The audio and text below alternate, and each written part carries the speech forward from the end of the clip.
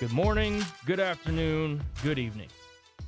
My name is Cullen Brown, and you are listening to the Fools on Stools podcast. I am joined today, as always, by my two co-hosts, Anthony Council and Kevin Walker. Today is Wednesday, October 12th, 2022. Hopefully you're all having a wonderful day today. We got a lot to talk about in the world of sports. Of course, everything happening this past weekend from both college football and the NFL. We've got Draymond Green punching teammates and getting leaked by TMZ. The next great prospect, maybe greatest prospect ever, in Victor Wembanyama. And, of course, the MLB postseason is full in effect. The divisional round series has started as of yesterday, so we got to get into that. Boys, how are we feeling today? I just want to say I'm sorry, big dog. Look, I know we're not going to that first, but we'll talk about that later. But look, man, it's gonna be fine. Hey, okay? It's baseball. There's multiple games. Yeah. You're good. I know we have to talk about it, but that's going to be one where I'm just not. It's going to really take a lot to bring the energy out of me. For those who don't know, the Cullen's Seattle Mariners. Or we could save it for later in the show, Kevin. You don't have to bring it up right now. Well, what if people don't know? I think everybody on this show. They will know. I think everybody on this show knows that. Trying to get us copyright. I think everybody knows that Cullen is a Seattle fan. I think, yeah, if they listen check to your the show, Twitter, they'll know for sure. Absolutely. But without any further ado, let's jump into the world of college football, where we had some really great games this past weekend. Obviously, the University of Alabama, without Bryce Young, barely escapes Texas A&M in Tuscaloosa, 24-20. Georgia handily takes care of Auburn. They move up into the top spot in the newest AP poll. Ohio State with C.J. Stroud takes care of Michigan State and East Lansing, 49-20, and everything else from the world of college football. There's also plenty of other scores we want to talk about. Anthony, what was your big college football takeaway from this past weekend? You know, this past week was actually weekend was I was very, very pleased, especially with Alabama and A&M. I've been saying this for the longest time. A&M, they just like to talk a lot, and they're very loud. They're very, very loud, right. And I mean, all props to their team and their head coach for sure. But it's like, you can't come out here and think that you're going to whoop Alabama when you lose to, and I'm giving, and I got to give credit to what creditors do, to Appalachian State and Mississippi State. They're two very good teams, but I mean, it was a close game. Well, let's not kid ourselves. A&M should have beat Appalachian State. They should have. Absolutely. Nah, no way. You don't think so? Absolutely not. Why not? I don't know what you're smoking on. Because it's Appalachian State, North Carolina, you know. You see the level of recruits that A&M gets. There's no way that a team like literally Appalachian the best State, recruiting class that they've ever had. And people are decommitting. Don't care. The way they almost beat North Carolina, you can't sleep on Appalachian State if you're playing them.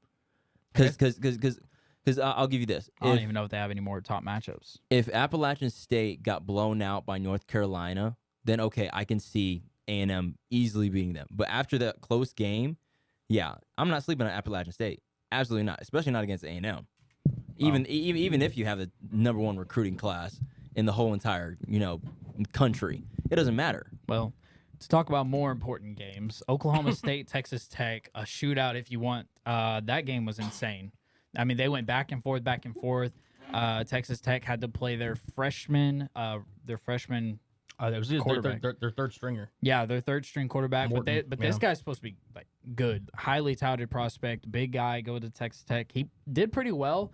Oklahoma State did very good. They are very. I think Tennessee and Oklahoma State are two of the teams that might not have had all that much recognition going into the season. I know Tennessee had some.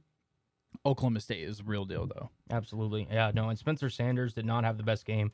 I think he barely just missed out on 50% completion percentage, which is not something you expect of a high-level Division I quarterback, but they were still able to come away with the win at home versus a very formidable opponent. So that was really impressive from Oklahoma State's side. That was a really great game. And our own Zach Babb was actually in attendance for this one, so we got to see it live and in person. True. Yeah. But me personally, I thought there was a lot of great games on the docket. I think UCLA, though. UCLA versus Utah was probably my favorite.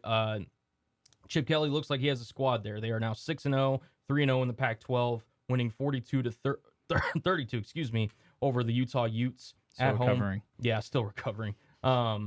But this was a very big statement win for UCLA. We've been talking about Oregon. We've talked about Utah. We've talked about USC. UCLA is making the case that if you're talking about the Pac-12, you can't forget about the Bruins, and I think they really made a statement this past Saturday. Yeah, UCLA. I mean, they haven't lost a game. I mean, they're undefeated still, I believe so. And I mean, I think that the schedule that's coming up, I think is going to be a little bit iffy for them.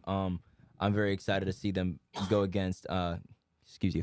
I hope you're Sorry. okay, Cullen. No, you're fine. No, I'm messing with you. I was actually talking to someone yesterday who's a top-notch college football junkie, knows everything about college football, and is a student here too at UNT as well. And he was saying that UCLA, they have a great team and stuff, which is phenomenal. Just we got to see if they're going to win the Pac-12. That's the biggest thing. And I mean, I think that UCLA USC game, whenever that does happen, if both those teams are undefeated and they got to go against each other, man, it's going to be a tough out for either one of those teams.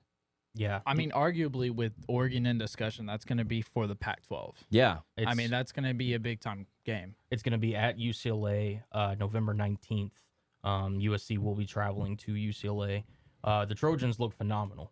Caleb Williams, again, winning whenever you don't play at your best is so key for these teams here in these October games, because this is a game where you could potentially slip up and really kind of hurt your team earlier in the season. These teams they're handling their business, though. Caleb Williams and the USC Trojans defeated Washington State 30-14.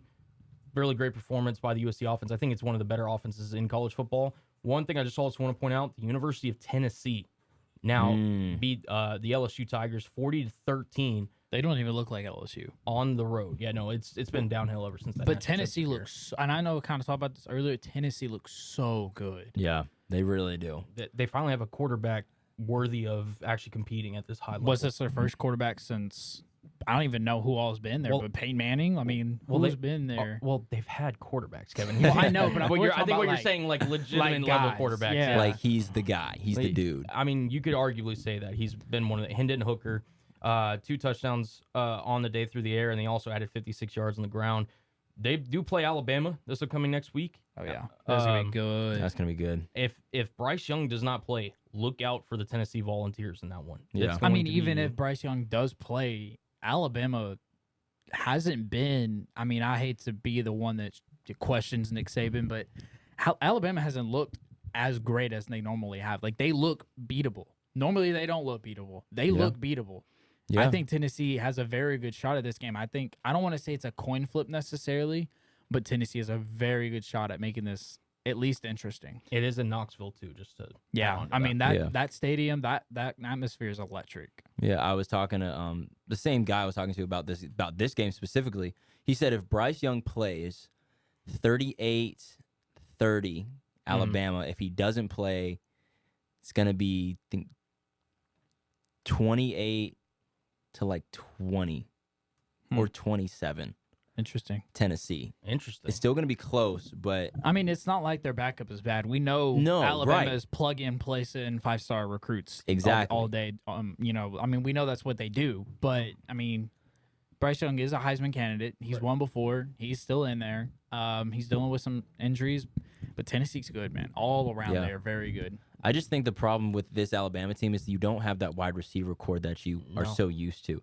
You had Ruggs, you had Devonta Smith, Waddle, Jalen Waddle. I mean, the list goes on with the names that they had. I think they had like 4 legit wide receivers in the NFL now. Exactly. Yeah. I mean, you saw that one picture where like all the top 4 wide receivers. Yeah, they were there. Yeah, and right now Bryce Young is just. It's like he's still trying to find a number 1. Yeah, I mean, Jahmyr Gibbs has been doing everything for them, the running back. He led them in rushing, obviously, throughout this entire season, and he's been one of their leading receivers out of the backfield as well. But we've got a lot of other games happening on next week. Oh, how about that Big 12? The Alabama-Tennessee is one of 6 ranked matchups next week's going to be big. Yeah. It's going to be big time. We are in the thick of college football where you can just sit down and watch good game after good game after. You don't have to go searching. But before we jump to next week, we got to talk about the Big 12. Kansas and TCU. Oh my God. That game was insane. And Kansas didn't even have their starting quarterback. No, they didn't. He got knocked out, what was it, fairly early in that game. Yeah, he did. It's kind of being loomed that he could return for the season. He might be out for the season. No one really knows for sure yet. But regardless, Kansas, they look like a team. Yeah, they do. Like a legit, like contending team. Not like they obviously look like a contending team in the Big 12, but they look like a team who could really compete with some top 10, 15 schools.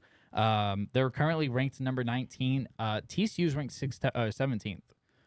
TCU's also very legit. Like the most recognition I've ever seen TCU get since Trayvon Boykin. Around that time, Yeah. I mean, we're talking about Yeah. some really good TCU teams, and they like the Big 12. I hate to be biased, but the Big 12 this year looks like pretty good. Like Kansas State, TCU, Texas looks like they're kind of doing a little bit better. Oklahoma State, we'll talk about later, but I mean, they've got a lot of teams in the top 25. Excuse me, but I don't know if they have that quite elite team. I mean, you could argue maybe Oklahoma State or maybe TCU, as you just mentioned, but I think the Big 12 overall as a conference, yeah, you can look at it as a really competitive, like jam-packed conference. I just don't know if they're going to be able to compete with the, Alabamas, the Georgias, the Ohio States, the Michigans, the Clemsons, the USCs. I agree. I agree. I can see that too. I think Oklahoma State's probably the best team in the Big 12, but I don't know if they have if they can rank up with those SEC schools. But I'm just saying Big 12 looks a lot more competitive. They look better than they have in the past because Big 12 has struggled a lot. Yeah, and I mean, for Kansas, they look amazing. I mean, Choctaw looks, incredible. Rock Chalk Jayhawk. Hello. I mean, it was funny. I was watching it on game day, and this is the most hype Kansas football has gotten. Probably ever. Ever. Yeah, probably ever. Because mostly it's all basketball. Like, basketball takes over as king. So does that mean they're going to have a bad basketball season? Nah. No. It's Kansas. Nah. I don't think they Kevin's a little wishful in that one with basketball I'm season. not. Hey, Right. all I'm saying is that loss to Kansas don't look so bad, does it? No, Oh, Texas. boy. Oh, jeez. my But I think, that one go. No, it's still bad. but kind of like what you said, if they lose, if their starting quarterback is out for the year, for the season, It's still kind of looming. Nobody knows for sure. yeah, it's I mean, their backup still did some. He had some good looks, did some great things. I mean, I still expect them to win against OU this week. It's kind of funny. I saw somebody tweet out that Kansas is going to be playing OU, and it should be a good bounce back week for them. I saw that tweet, and I was just like, I never in my years would I ever think that Kansas playing OU would be a good bounce back week. Well, and that's so crazy because in your lifetime, have you ever known Oklahoma to not be in the discussion when we're talking about the top teams in the Big 12? No, you're right. It's always a shootout with Texas, Oklahoma. I know. Well, I mean, not even just them, but just like literally, I mean, because we were just naming the top Big 12 teams. We mentioned Oklahoma State, Yep. TCU, Kansas State. Normally, Kansas. Oklahoma is in that conversation. Usually Oklahoma's like number one. The first one you named. Yeah. Yeah. And they just have not been hitting this year. Well, we kind of thought, I'm not going to gloat that much about it. I want to, but I'm not going to. 49-0, nothing big As deal. he continues Go to ahead. about it. Anyway, Go ahead. I'm Look. It's one of the biggest games of the year I'm just on glad the calendar that, of all sports. I'm just Red glad River that rivalry. I'm just glad that Quinn Ewers is back. He looks good, and that he's doing his thing. I'm glad all sides of the ball are firing on all calibers. But Oklahoma, we kind of thought with Brett Venables kind of going there, maybe their offense would take a step back, but their defense would kind of step up. He's known for, leading that Clemson defense to some great national championship games. It just doesn't look that good. I don't know what's wrong. Maybe it's the turnover. It's got to take a while to set in, but it doesn't look good in Oklahoma right now. I mean, and it's going to happen. Every team's going to have their turnover. Texas had their turnover where they were really bad for a while. And maybe Oklahoma's looking down the bad end of a barrel. Yeah, I mean, because this is what I've said about the three teams that I thought were going to kind of switch it around, and they have really just, flipped their team on its head. Notre Dame, LSU, and Oklahoma. I mean, I think that next year they're going to be a lot better than they were now. Yeah. Because, I mean, just think about it. Clemson last year was god-awful. It was bad. They were terrible. Mhm. But then now, as he's made some improvement, it's like, okay, Clemson is the Clemson that we know. They're doing better. Yeah, they're doing Yeah. good. They're doing better. So I just think that, this year for those three teams that I said specifically, I think that this year's kind of like an area of rough patches for them. And then next year, obviously, is going to be more improvement. And I think that they're going to be right back to where they were, honestly.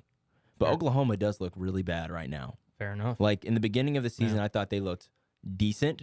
Well, they were undefeated for a while. Yeah, like they looked good, and then all of a sudden, just like the losses just started to rack up. Yeah. And I just don't think Oklahoma, if Oklahoma is going to be the same way as they are this year, and they're going to the SEC with Texas, yeah, you're gonna have to make some serious changes. Next year's gonna look crazy. It's gonna be way different. Yeah, you're gonna have to make some serious changes. If you're gonna have to play Texas every single year. If this is not the only offense. Texas, but Texas is like probably one of the bottom 3 most threatening SEC schools come next year.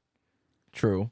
I mean, you're talking. You gotta about play Alabama every year. SEC, Good Lord. Well, so when you say by threatening, what do you mean by that? meaning like bottom 3. Like I'm not as afraid to play Texas as I am to play Alabama, Georgia, Tennessee. You know, you name it. Florida.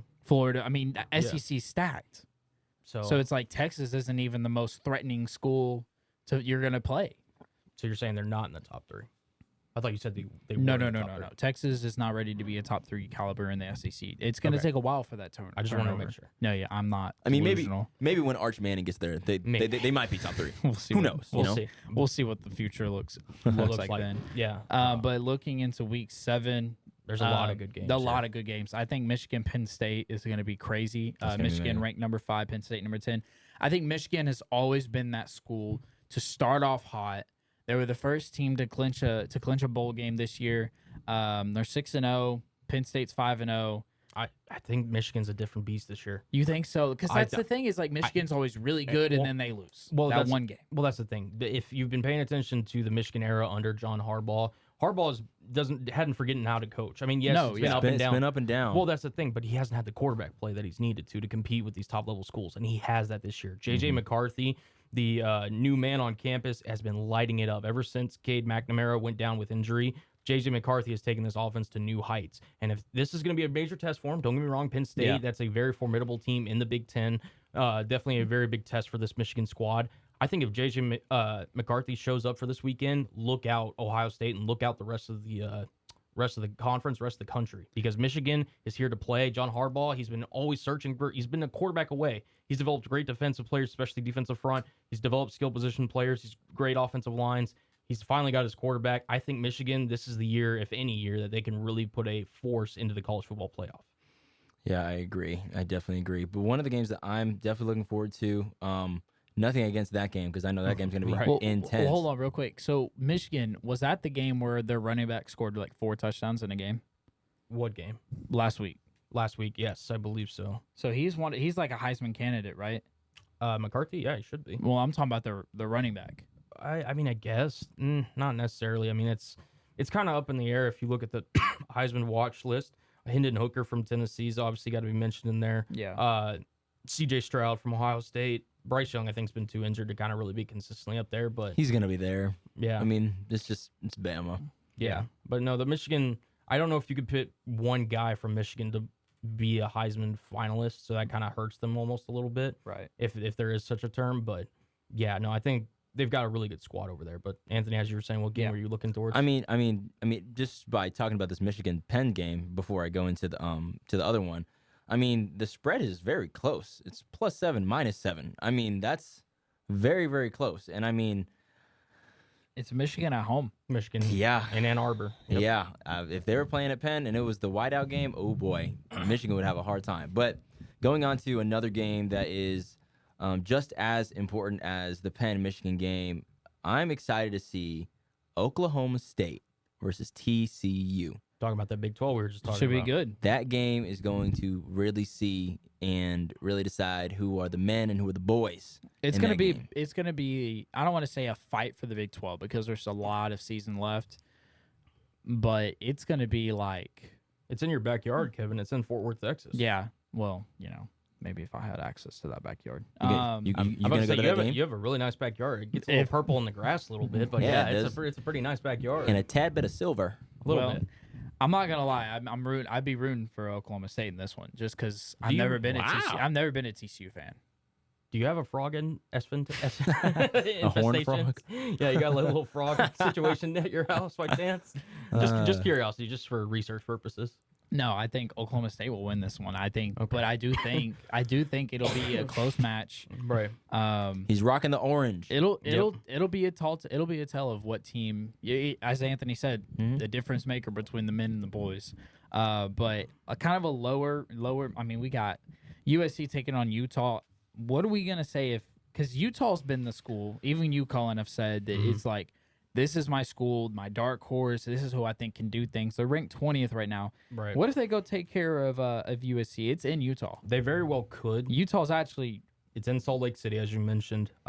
Utah's actually a favorite. And I think, especially on defense, you could argue Utah is still the best team, in the Pac-12 defensively wise. USC, it's going to take all of Lincoln Riley and Caleb Williams' brilliance to defeat this Utah team.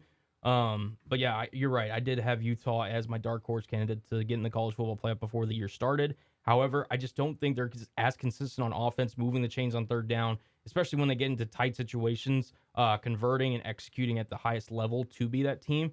Could they still knock off a USC, though? Absolutely. USC is not the caliber athlete where they can just sleep on Utah. And by no means I'd expect them to take this matchup lightly, but this is going to take everything from Caleb Williams and Lincoln Riley this weekend. And this is my thing. I've talked about USC in the past. Everyone knows my opinion on Lincoln Riley. Everybody knows my opinion about USC as a whole and how all that goes.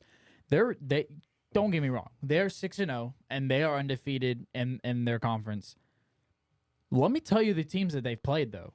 In their conference alone, they've played Fresno State, beat them 45-17. They beat Oregon State, only edging out a win 17-14. They beat Arizona State 42-25 and Washington State 30-14. Does any of those teams sound like high-caliber teams in the Pac-12?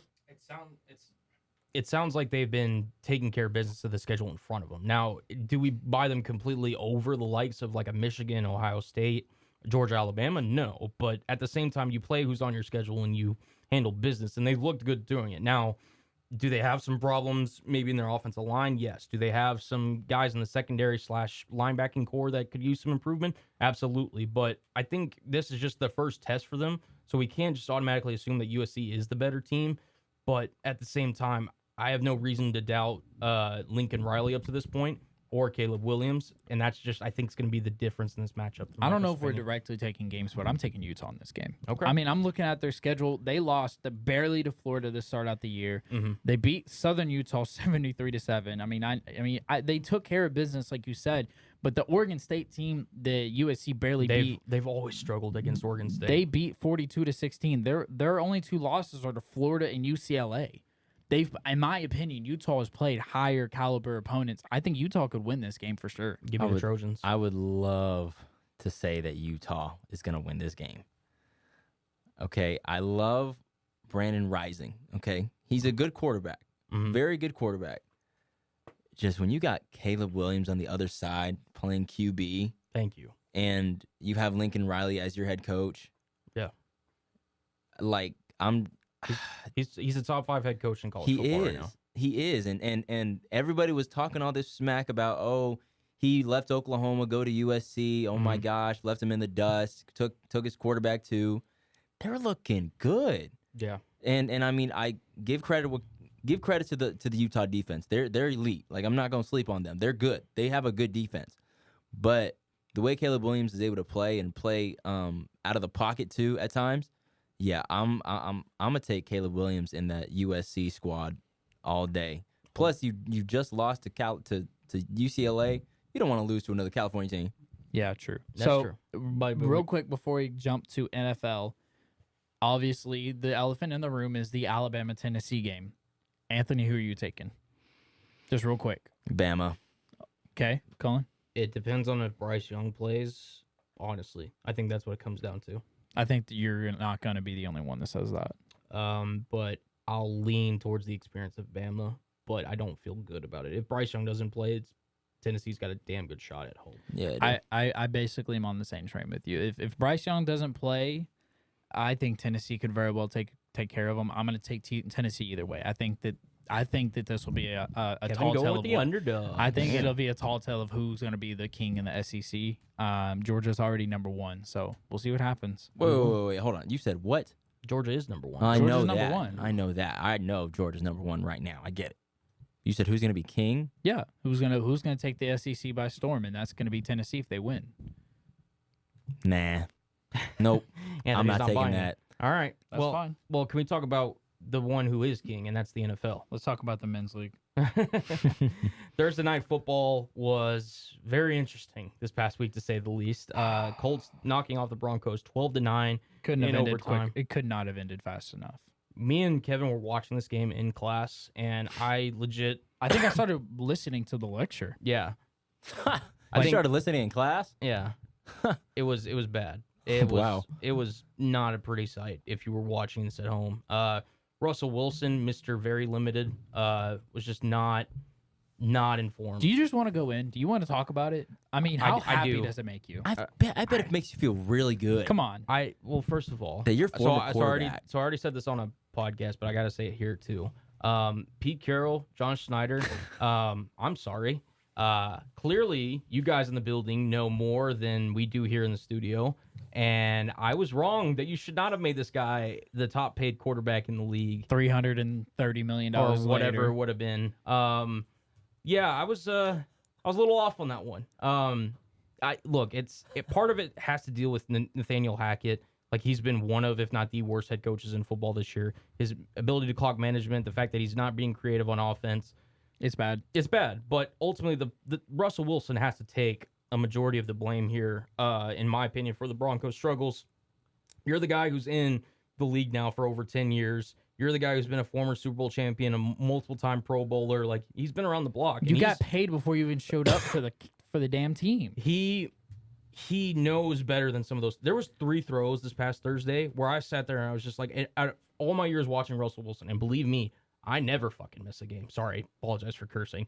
I never miss a game, and he never made those throws ever, like to that level. The one where he just threw up a punt up to the air, basically like an air punt. That was bad. The one where he threw an interception where Yeah. you could literally ice the game with a first down, and then again trying Stephon Gilmore when you had him dead to rights. KJ Hamler open to your right, didn't even look his direction. He was pissed. You go at the former defensive player of the year.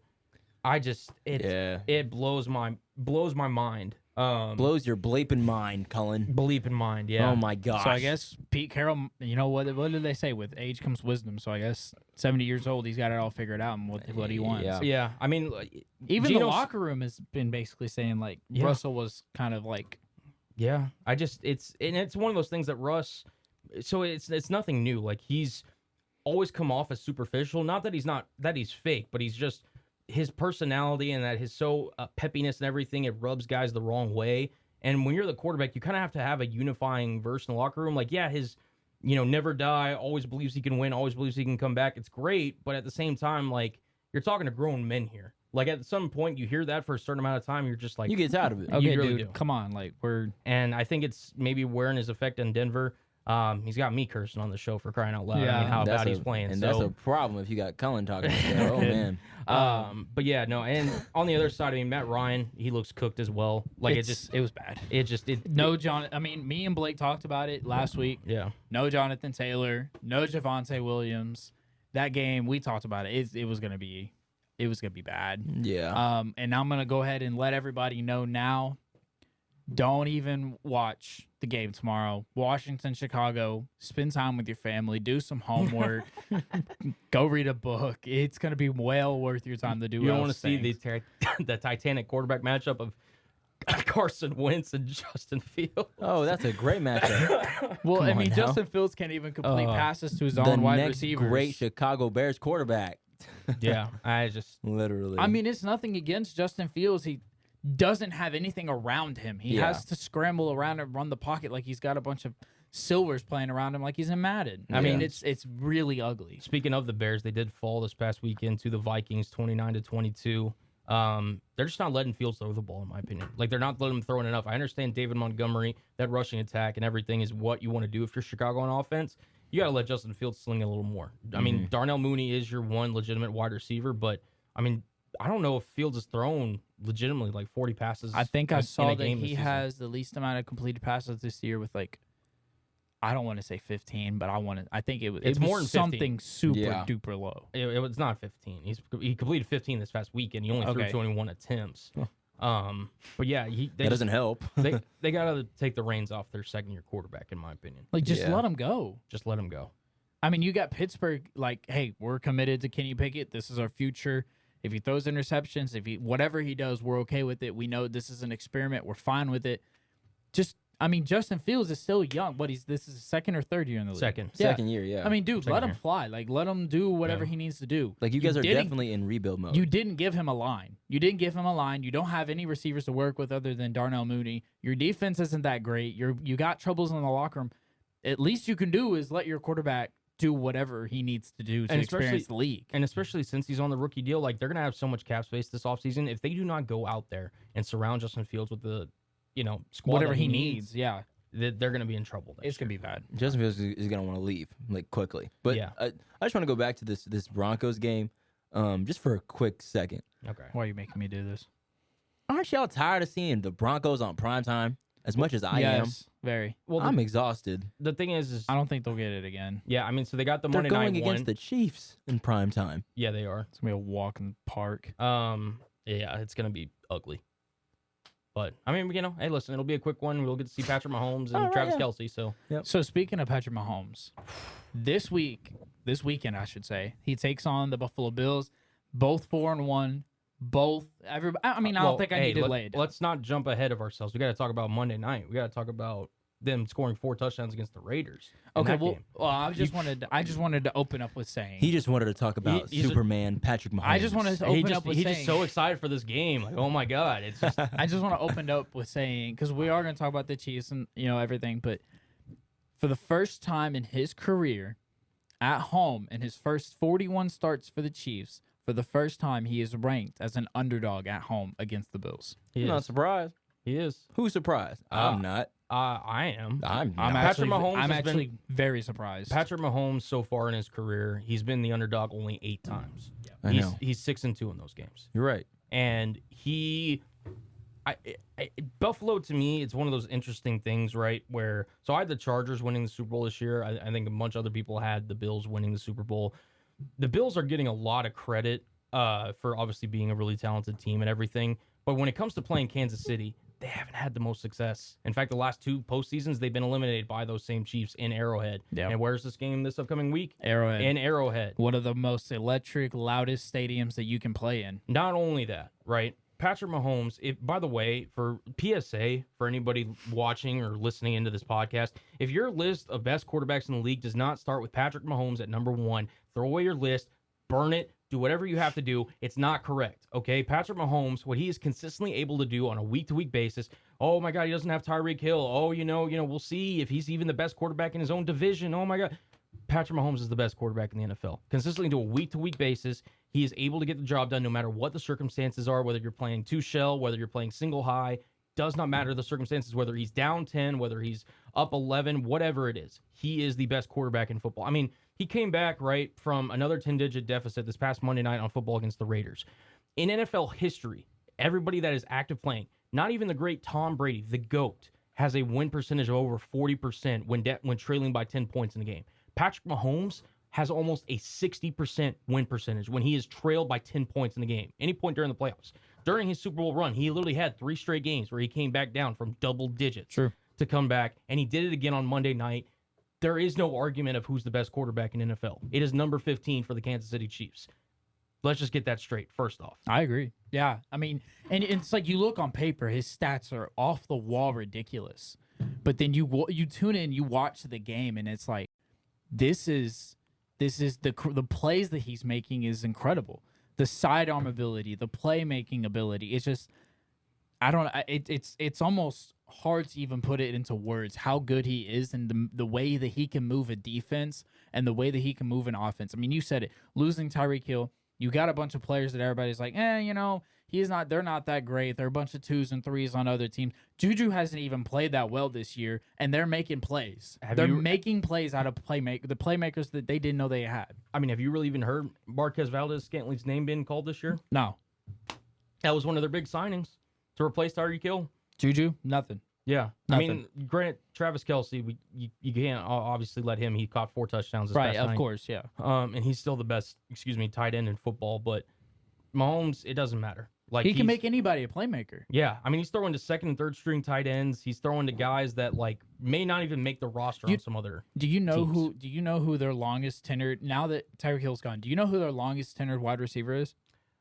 McCole Hardman, maybe. It is McCole Hardman. Oh wow, that's incredible. We're talking about McCole Hardman, the same wide receiver 3/4 their Super Bowl run.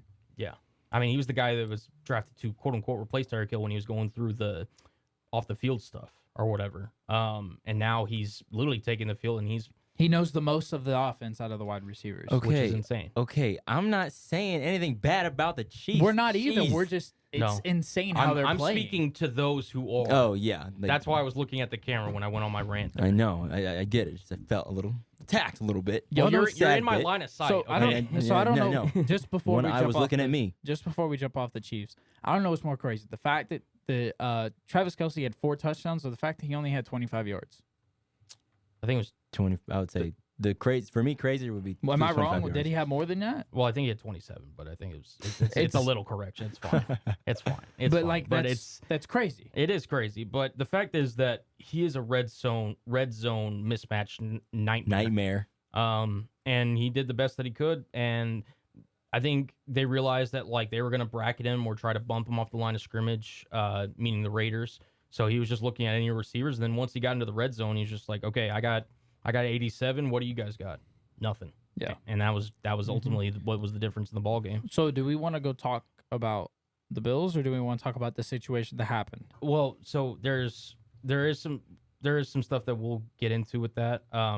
He's referencing the Devontae Adams, I'm assuming, Yeah. incident after the game. He is facing criminal charges of misdemeanor for assault. The guy is pressing charges. He did have to go to the hospital.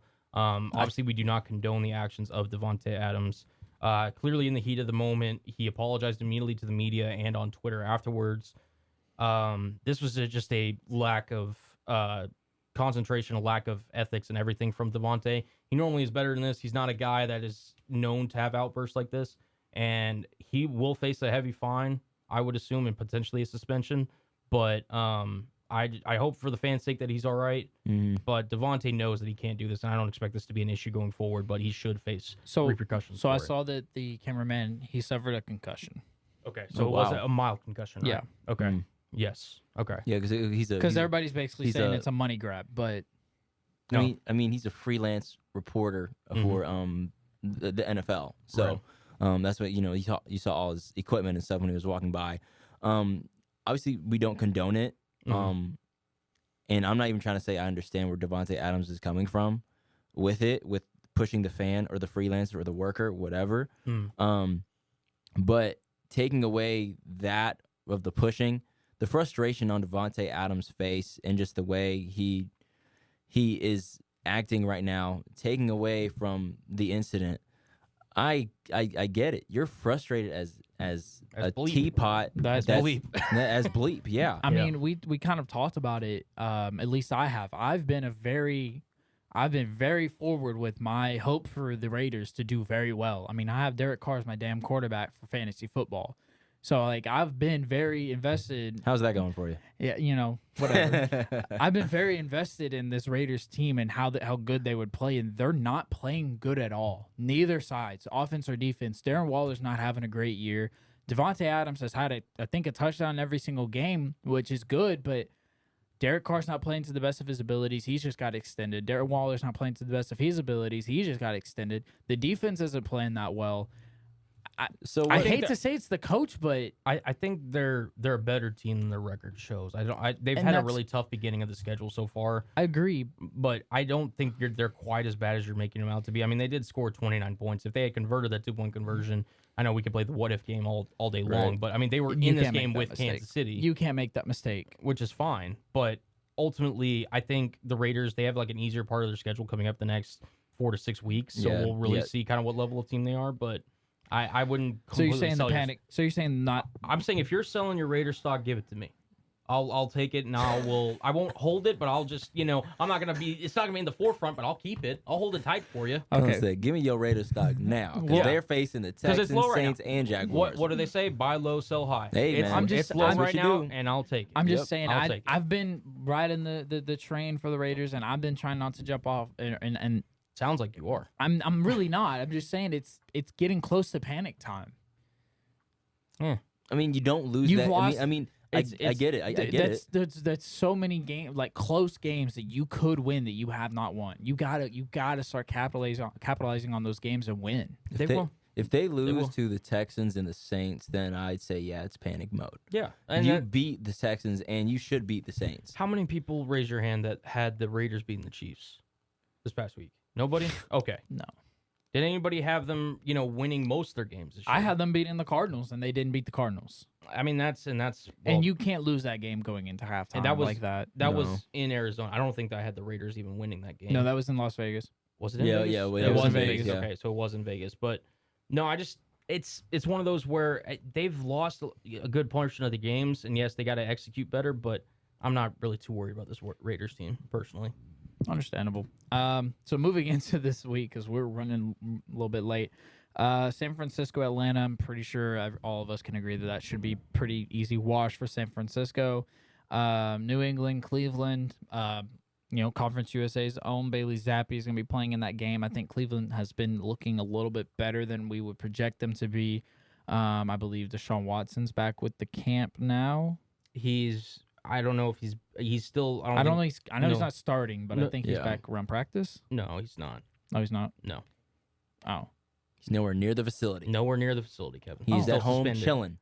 Anyways, we got the New York Jets, the 3-2 Apologies. New York Jets The taking what? on the 3-2 New York Jets. The Jets. Oh my gosh. Jets, Jets, Jets, Jets, Jets. they're- Taking on the Green Bay Packers They're not in beating the Lambeau. Packers. They're not beating the Packers.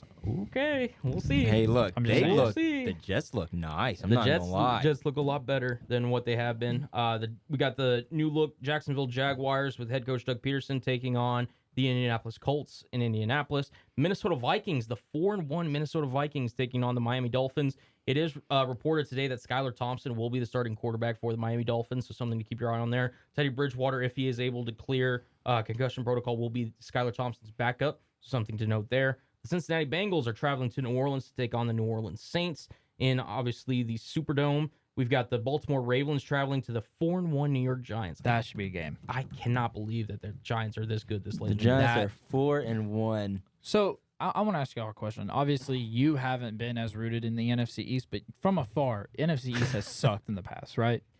I mean, it's don't- literally been the called past- the NFC least before. The past couple of years, yeah, you could argue that. So my dad keeps, whatever you want to say about my dad, he keeps walking around saying the NFC East is one of the best divisions in football.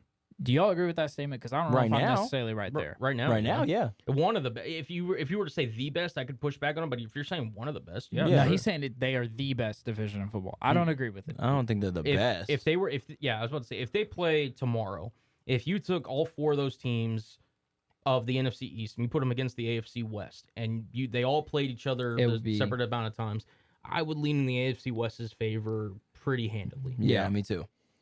And that's not even accounting for the AFC North, who's looked really good with the Bengals, the Ravens, and then the Browns, and, well, to a lesser extent, the Steelers. But again, you all have the Commanders in the division. So. Yeah, well, I mean, there's always going to be the team. There's always going to be that one. yeah, but I mean, getting back to it here, we've got the Cardinals traveling to Seattle, taking on the Seahawks in Lumen Field. Obviously, we already talked about the Commanders and Bears taking on each other in Thursday Night Football. Don't have to watch it.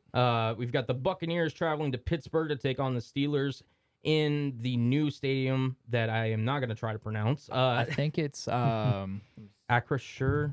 I think it's Acrisure Stadium. Acrisure. Acrisure. Acrisure. That's why, Stadium. and that's why I didn't Close want to say enough. it. Close enough. Carolina Panthers, without Baker Mayfield, are traveling to SoFi to take on the Los Angeles Rams.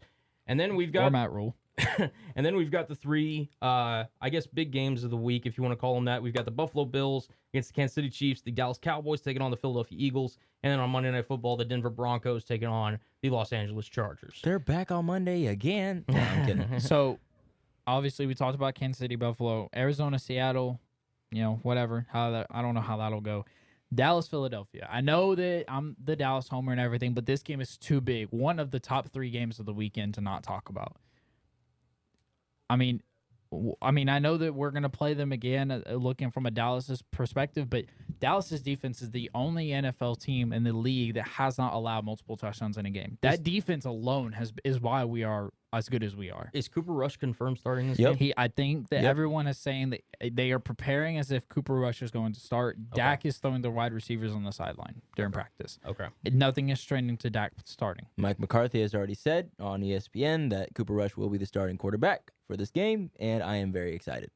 It'll be very interesting to see. The last undefeated team of the NFL season, the Philadelphia Eagles, at home in Lincoln Financial Field. This is going to be a very interesting game. As the NFC East outsider, I guess as you call me, Kevin. Yeah. The Eagles look really good, man. They really do. Really good. I don't know how we're going to... So, if our keys are to win this game, from a Dallas perspective, you have to find a way to lock down A.J. Brown. You have to find a way to lock down A.J. Brown. Yeah. And if you're on the O-line, I don't know how we're going to be able to stop their front. Between Fletcher Cox and Jordan Davis, that D-line that they got is nasty. It's elite. It's elite. And their secondary is nothing to shake your head at. Their defense is really good all around. This game's going to be one for the books, I think. It's going to be in Philadelphia, too, so that crowd's going to be rowdy. Yeah, I still have Dallas winning this game just because how elite their defense is. I'm just excited for the game. It's going to be a fun game to watch. I mean, these two are two very big rivals. Mm-hmm.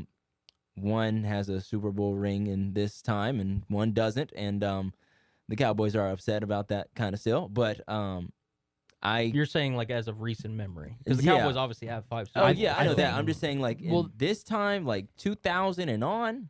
Your lifetime, basically. From 2000 to 2022, we don't have a ring. I gotcha. Right. But I think that and I was thinking about this too. I was thinking about this yesterday. I was like, and I may be thinking a little crazy. Philadelphia did win a Super Bowl with a backup quarterback. I'm not saying. Okay, I don't know what you're alluding to. I'm not saying that Dallas is going to make it to a Super Bowl with a backup quarterback, but. You're really grasping at You're really kind of sounds like that's exactly what you're saying. But what I'm saying is that even if Cooper Rush isn't our quarterback and Dak does come back, my thing is that Dak Prescott, if he can learn how to play like in Mike McCarthy's system, the way that Cooper Rush is playing, I think you mean Cullen Moore's system. Yeah. Cullen Moore's system.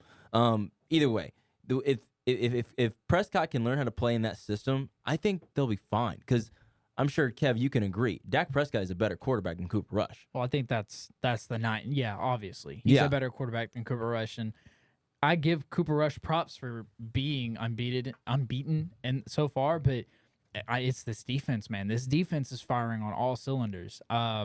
It's hard to lose a game when you don't give up multiple touchdowns, to be honest. Their defense is holding teams down so they can win, and Cooper Rush can game manage. If you can come in as a backup quarterback and just simply game manage, you're going to win most of your matchups. And that's what he's been able to do.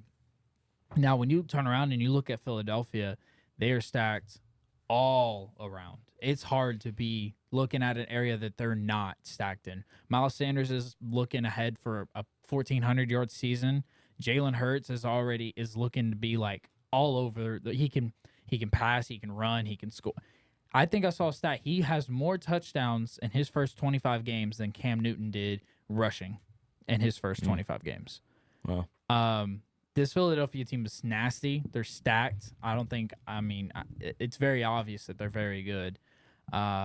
We'll see what happens. That Dallas defense is going to be the real testament of what we're worth, to be honest. Yeah. Real quickly, we'll just jump to Chargers-Broncos before we get to the main event of the weekend, as it like to be. Chargers are winning. Chargers are done. Yeah. Chargers are more than likely going to take care of the Broncos in pretty clean fashion. If they don't, Brandon Staley's seat just got real hot. Yeah.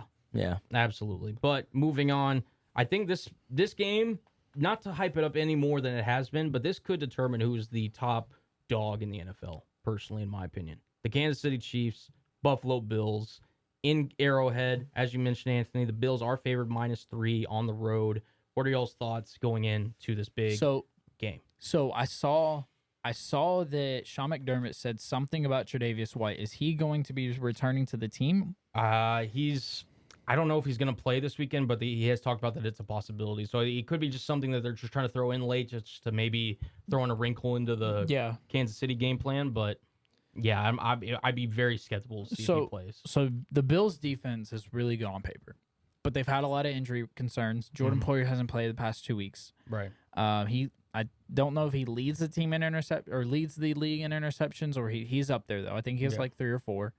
Obviously they have Von Miller. They are very stacked on the defensive side anyway. If they can get Tre'Davious White, Jordan Poyer, I think Micah Hyde's out for the season, right? He's out for the foreseeable. I don't know if it's confirmed that he's out for the year, but he's out for foreseeable future. So if you can get these 3 guys back towards your late run to the playoffs, this Bills defense is going to be very, very scary if they get to the playoffs with those guys. If they don't, they still have a very solid defense, but if they get those guys, that's an elite talent defense we're talking about. And look, Kansas City, Patrick Mahomes is known for picking apart defenses. He's done it to Tom multiple times, and he's done it to very high caliber teams. That matchup last year between Buffalo and Kansas City is one of the best I've ever seen in my lifetime. But I think that Buffalo is different. I think that they've already faced their trials with their loss to Miami. Kansas City had that awkward loss to the Colts, so it's like, every good team is gonna have that loss where it's like, okay, felt a little bit different. I don't know who I hate to be the one to say this, but it kind of sounds like it's a coin toss between the two. So I don't know. I mean, with Buffalo being favored on the road, basically what Vegas in is Arrowhead. Though. No, but that's what I'm saying. In Vegas is what they're saying is that if this was in Buffalo would be favored by like almost a touchdown. Which I get that. I just don't know if I'd agree with that. I don't agree with it either. Like, I think that's way too many points. This is like 50-50 if 50-50 ever was a game. And me personally, I'm looking at Kansas City, and I get that they're not quite at full strength. They've got their own injuries that they've been dealing with, but at home in Arrowhead, I got to see Josh Allen do it before I'm able to pick these guys to win in Arrowhead. Yeah, I mean, like, Kansas City's been in the last 4 AFC Championship games. When Buffalo lost to Kansas City last year, was it in Arrowhead or was it at Buffalo? It was I can't remember. Buffalo. No, it was in Arrowhead. It was? It was in Arrowhead. Yep. Man, that's such a tough They've lost the environment last to play in. two times in the postseason in Arrowhead. The first one was in the AFC Championship game. Last year's was in the divisional round. Here's my take, because you guys have been talking all about these Chiefs this whole show, just about. He literally just went on a whole breaking down Patrick Mahomes. Let's bring up Patrick Mahomes right into the NFL segment. Kind of hard not to be honest. All this stuff about Patty. I get it. Superman Patty Mahomes. All right. But let me tell you something about good old Josh Allen and them Buffalo Bills. Mm-hmm. My thing is this. On paper, if I look at the roster, obviously I love the roster from the Chiefs, but I just think the Bills have more weapons. I just think they have a lot more weapons on offense, and that defense is just as elite as the Chiefs. Now, look, I'm no betting man, but I know it's very, very hard to bet against Patrick Mahomes at times, just as it's hard to bet against Tom Brady, too. But Patrick Mahomes has looked amazing this season, obviously, but that doesn't mean Josh Allen hasn't either, and we all know that he has this game circled for a reason. He probably had this game circled when the schedule came out. The facility had the game circled. Thank you very much. The custodians had this game circled. All the guys that they're bringing back know what this game is worth. Absolutely. Everybody knows that this is for not only revenge, but this is for who's that upper echelon team in the AFC? Who can knock off the Chiefs? And if they can do it, how many times can they do it? Right. Because I believe did they beat the Chiefs one time last year, right? Or did they lose both times? No, they beat them in the... Because they beat them in the regular season. Yes. So I guess it would be both times then. Okay. Yeah. So there may have been 1 year in the regular season where Buffalo came out with a victory, but... It's favored to the Chiefs. Mm-hmm. And if they could beat the Chiefs, then it's like, hey, maybe Buffalo really is that team. They might really be that team. Because... here for the past few weeks, it's all been Philadelphia. Yeah. I mean, it's understandable. Yeah, it's very understandable. But the Bills team is very stacked. You still have Stephon. You still have Gabe Davis. You still have Isaiah. I think Isaiah McKenzie's actually out. You have a very good running back who can also catch the ball. Devin Singletary. Dawson Knox can be a great tight end whenever you need him to be. I mean, that offensive line is very stacked. It's very good. That team, both teams are very well rounded. That's what I'm saying. It's a straight up coin flip, but I think Kansas City just has that edge just a little bit. It's going to be a very close game. Don't get me wrong. Buffalo could go very well and win this game. A lot of people have been talking about them as the potential favorite when it comes to the Super Bowl odds and everything. I just, man, you got to show me. You got to show me. You got to win an Arrowhead for me. That's fair. Like, you have to. You have to do That's it. fair. So we've talked a lot of football here, about an hour's worth. Do a lot. Do you want to talk about some playoff baseball? Let's go ahead and let Do you do it. you want to talk about some playoff baseball? You know Do what? you want to talk about one of the biggest games that just happened yesterday So typically, I'm the one that goes on the rants, in right? Houston? So typically, I'm the one who goes on the rants.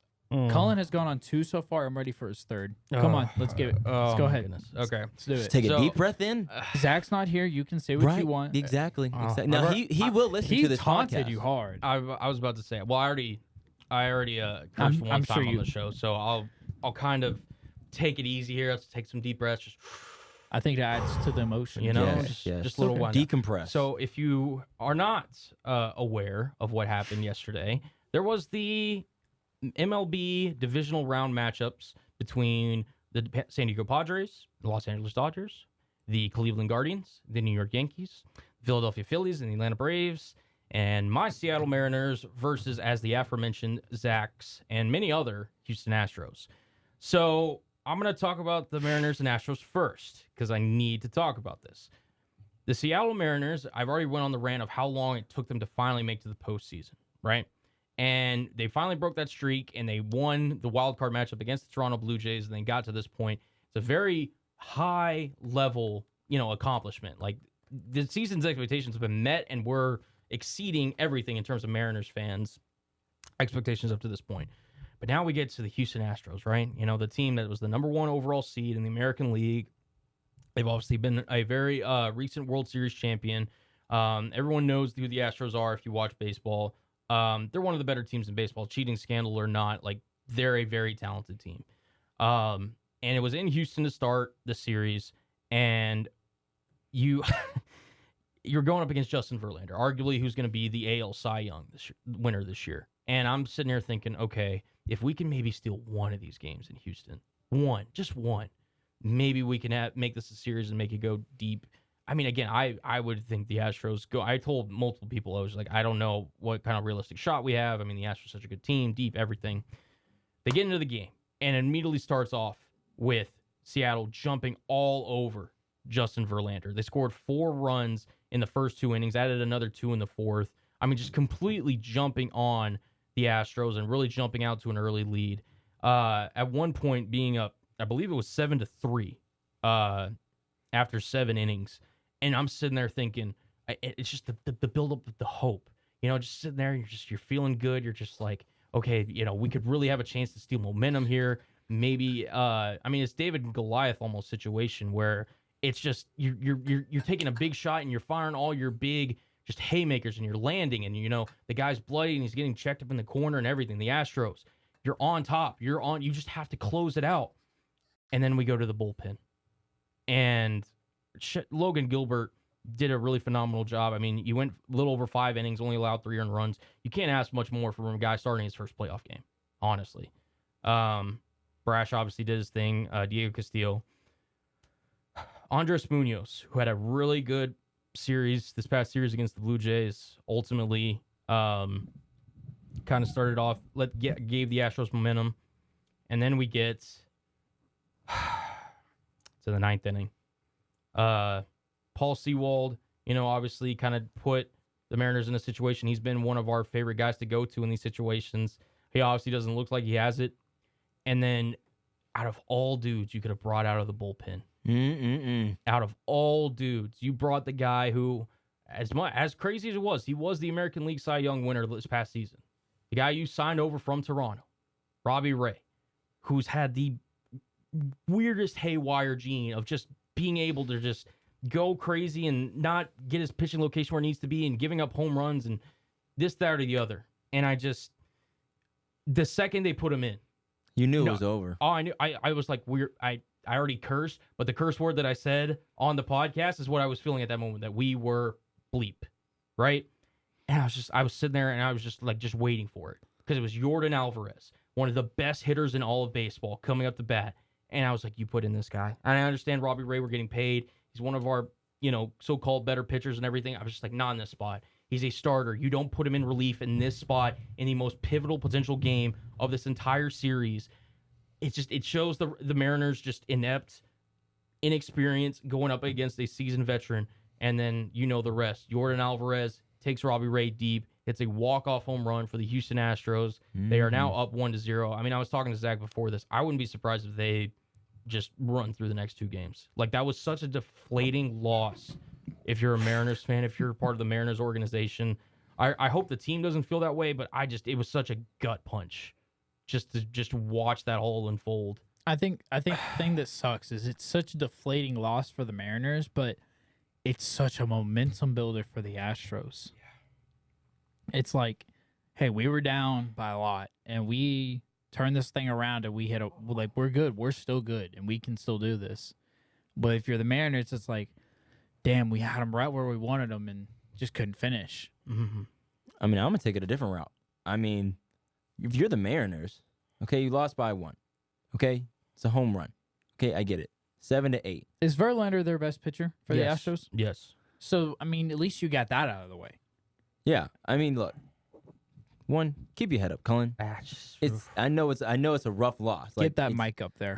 Get that mic up there. Keep your head up high. It's so deflating, man. It's just like it's like, look, if you're the Mariners, at least you can rack up the score. You just got to close the game out. Like, it really started in the 8th inning. Mm-hmm. You have 2 homers, and then you get 3 in the 9th. Right. Like, what are you doing? Like, I don't know. What were we doing? From the from the 5th to the 7th inning, they couldn't hit anything for the Astros. No. Like, there was no score on the board. Well, their bullpen did phenomenal yesterday. Well, let's not make him sorrow much longer. So, Cullen, I'm going to ask you this question. No, he's going to continue my sorrow. He's going to keep going. What do you think the Mariners need to do in this next game? Well, listen, excuse me. We have... you got the man coughing. Yeah, I know, right? We have our ace coming up here in Game 2, which is why it was so deflating, because if we were to somehow get this win going in with our ace coming into Game 2, we really could have built on some momentum, and we could have really made the Astros sweat and really kind of forced it on them. Now we're almost kind of in a position where, okay, if we don't get this win with our ace, Castillo, we're really behind the 8 ball here. And going back to Seattle, you really don't want to be down 0-2. Like, don't get me wrong, there's no other pitcher I'd rather have starting Game 2. That is kind of the one bright side, but yeah, I don't know. Nice to get that. It would have been. Yeah. It would have been being the underdog. I feel that. I understand. For other baseball news, Phillies take care of the Braves 7-6. That's kind of a surprising win with the Braves getting as hot as they've been lately, clinching first to get over the Mets and everything like that. We're not going to talk about the Mets, but the Phillies got the win over there. Big time. I think everybody in Philadelphia is really happy right now, to be honest. Yankees get a 4-1 win over the Guardians. They still look good. Maybe even might perform in the playoffs. Who knows? Dodgers-Padres, big-time matchup. Everybody knows that has been a long-awaited matchup between the two. Dodgers get a 5-3 win. Today we have the Phillies playing the Braves again. Dodgers taking on the Padres again. And then tomorrow we'll have Cullen's aforementioned Mariners taking on the Astros, and then Guardians taking on the Yankees. We got some good games coming up. Yeah, no, for sure. Playoff baseball's here, and despite my sorrows, it's good. It's good for the sport. It is good for the sport. Sure. What were y'all's thoughts on Max Scherzer basically saying that he got kicked in the nuts when the Mets lost? I mean, that's basically what it feels like, right? When you're a talented team like that. Yeah, I mean they worked all that way, got won 101 games, just to fall short in the wild card round. I mean that was, I think, the most surprising loss out of everyone in the wild card round, in my opinion. They got 6-0. Yeah. I was shocked. It was terrible. I was shocked they didn't get even on the board. Max Scherzer had a horrible day. Yeah, he did. And to be honest, he's He's been a part of a lot of really great teams that have gone deep in the postseason, but he did not do his part in that one for the Mets. It looked bad. I mean, the Mets looked like one of the best teams, in my opinion. They looked really good this season. Early on, they really did, yeah. Yeah, and then all of a sudden, the playoffs. I mean, look, the Padres are a good team. No, like they good. Mm-hmm. But I thought the Mets were gonna at least 2-0 them at least, and they would at least get one game. Right. Yeah, I mean, it looks bad. Well, at least you know, because I saw a report earlier that if a game, I think it's a game 4 happens, the Mariners game will be, or the Seattle Seahawks game will be postponed, so that way you can watch each game respectively. A little bit of a bright side for you, see money. Yeah, a little bit of something, but it's gonna be all right. Gotta take what you can get. Yeah. Closing off the episode, let's talk about some NBA action. What do y'all want to talk about first? Anthony, let's go ahead and turn to you. You are an NBA guy. What do you got? What do you got for us today? Well, I'm just a sports guy, not just NBA. I can talk about anything. Well, anything and everything. Tell us about Formula One. Actually, I watched Formula One. Actually, I don't know who won. But just could throw him under the bus right well, there. He said he can talk about anything. Just put him on the spot. I can. Formula One. How do you not remember who won? It was like the biggest deal of Formula One right now. I just don't remember. There's been a lot of sports. It's okay. I've been watching MLB, NFL, NBA, Formula One, cricket, soccer. I've been watching every sport. Hey, Tom Brady is going to be part owner of a pickleball league. Yeah. And pickleball. LeBron. Yeah. So pickleball might be getting up there. It's huge. But anyway, going back to basketball, the sports guy here. I got to say, Golden State looks like the deepest team right now. There's no reason why I'm going to Golden State right now. But is there any particular reason you want to touch on? Nah. I think we need to talk about everybody's just chilling in the pool party. That's all. You know? Well, some people are diving head first or fist first. Right. But we just went off stream. Oh, okay. So I'll have to fix that later. My laptop didn't stop charging. So. Thank you for interrupting the podcast to tell us that. Well, I just it's okay. It's okay. It's I'm giving you crap. Just got to keep it real. I mean, you stole the laptop charger, so the laptop charger. What do you mean? That's my laptop charger. I'm saying you stole the outlet. in basketball news, because we are still on a podcast, the Fools on Stools podcast with Cullen Brown, Kevin Walker, and Nathan Council, and special guest Blake Elliott as well. Golden State looks like the deepest team. They put in their second string last night going against the Trailblazers. They looked very good. Obviously, for all the other teams, the Mavericks look amazing, as they normally do. They're actually ranked to be a 7-8 seed. How do y'all feel about that? They're going to be fine. Ranked? You mean predicted? Predicted. Whatever. It's not the same thing. But anyway. I didn't say it was the same thing. I just said whatever. Anyway, as we were saying, the Mavericks look good since they are the hometown team. Luka is projected to be MVP this season. As we know, he slimmed up. He looks good in Euro basketball. And I think they're kind of a dark horse for the playoffs. I know it's just the beginning of the season, but I think, with everybody healthy in the NBA altogether, I think it's gonna be a great season for them. How do you feel about Victor Wembanyama?